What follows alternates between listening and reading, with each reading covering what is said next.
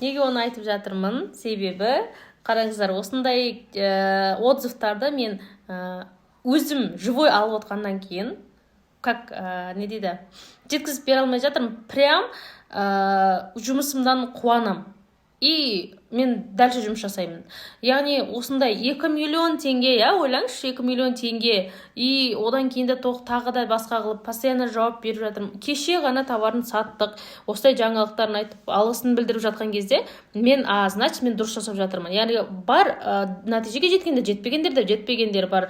Хейт айтады, басқа қылады, анау болады, бірақ мен оған қарайтын болсам, мынандай, яғни нәтиже көру әрине бір Алладан, бірақтан себепші болғаныма қатты қуанып отырмын. Сол сияқты жандарым сол, егерде, в общем, онлайнға келгіңіз келетін болса, маркетплейстерге, пожалуйста, просто бастап кетіңіздер. Өте үлкен керемет мүмкіндік негізінде.